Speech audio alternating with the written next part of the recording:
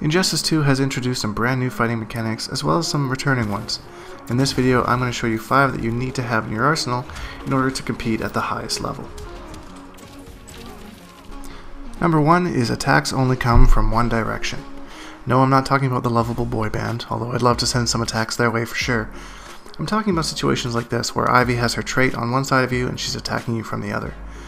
To defend against this, all you have to do is block in the regular direction you would against the character. For this example, since we are on the right side of Ivy, we would just block right. That will block attacks from her trait as well as her regular attacks as well. You will, however, still have to block low and overhead.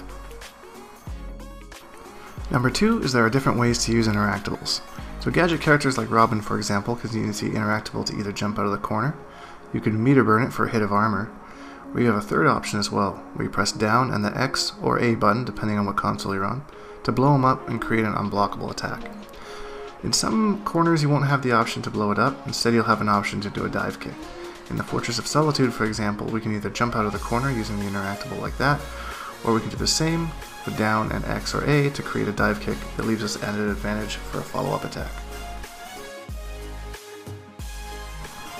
Number 3 is to meter burn back +3 to avoid air escapes. A new component in this game is the ability to air escape, which is to escape an attack by doing a backwards roll to get out of the combo. However, if you do a meter burn back 3, which is an armored launcher, it disallows this attack, meaning that they have to take the follow-up attack. As you can see, they can still air escape after the second meter burn back 3, but they've already taken the damage.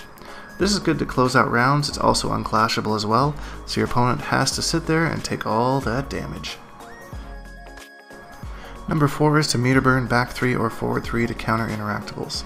There are some unblockable interactables in this game, but you can meter burn your forward 3 or back 3, and you can hold it as well. As long as you don't release the actual button, it will go through and you'll have armor the entire time. Use this as a counter, but keep in mind that you will still take the damage from the interactable. And the last and final tip is to use push block to negate trait options. You'll see in this option here against Atrocitus, when we push block him, it brings down the meter on his Dexstar trait. This is incredibly useful and it takes 1 bar of meter to do, and you just press forward and the meter burn button. In some cases though, it eliminates the trait altogether. In this case Poison Ivy, as soon as she calls her trait, if we push block her, the trait immediately goes away. And the king of all kings as far as traits go is Batman. Use the push block to make all of his bats disappear.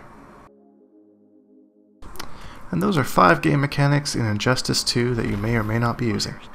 If you enjoyed this video, please leave a like because it lets me know, and post in the comments if you found any of these useful. Also feel free to subscribe because we put out tutorial videos every day as well as gameplay as well. The last and final tip that I will give you on today's video is, whenever you're in doubt, just starfish.